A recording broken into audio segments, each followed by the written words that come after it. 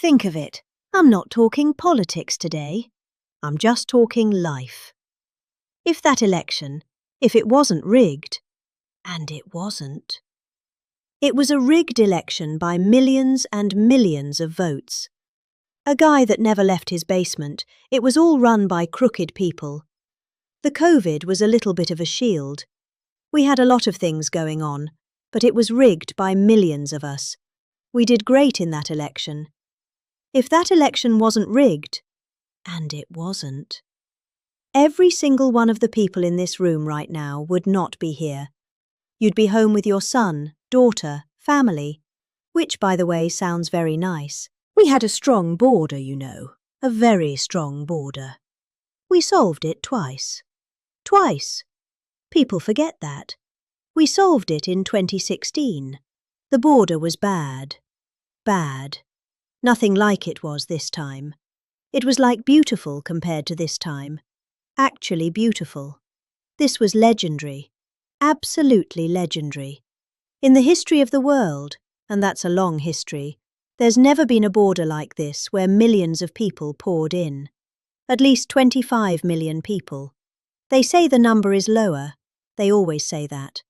And many of them were the wrong people. Many. You know, when countries fill up the caravans, they don't fill them up with their finest. I wouldn't. Nobody would. And I would do exactly what they did if the United States would be willing to take all of our criminals and people that don't work. Okay, some do work. Most of them, actually. I have to say that. But they are smart people. Very smart people. Smart enough to know exactly what they're doing. I got to know most of those leaders. I know them. Personally. Okay, almost personally. You know, I was thinking as you were saying that. Running again for a third time after having gone through what we went through the second time, which was so horrible. So much cheating, so much deception and viciousness. And you could see what they were going to do.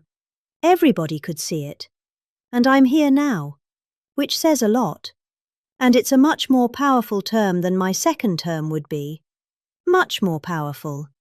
Maybe the most powerful. And one of the reasons is everybody sees how bad they were. That helps. And I had to go through, and I still do, fake stories. Fake stories, fake polls. I mean, I had polls for the election that showed I was going to get swamped. Totally swamped. And I won in a landslide. A massive landslide. They were fake polls because polls are tough. Very tough. Especially when they don't say what you want. You know, when you get a fake poll, I get them today. Today. I saw one today that I'm at 40%. 40%? Can you believe that? I don't. I'm not at 40%. I can tell you that right now. I'm at much higher than that. How much higher? They never say. I mean, I'd love to run against anybody for the real polls, the real ones, the ones you never see. Say you beat everybody. It wouldn't even be close. Not even a little bit. But you go through the fake polls, you go through the fake stories. And I said, you know, maybe it was good. Maybe it had to happen. Because this is really a much more powerful term than I would have had if I had run. Because it was just one of those things. There would be nothing to compare it to. And now they compare it to Biden and that horrible, horrible administration, which honestly helps a lot.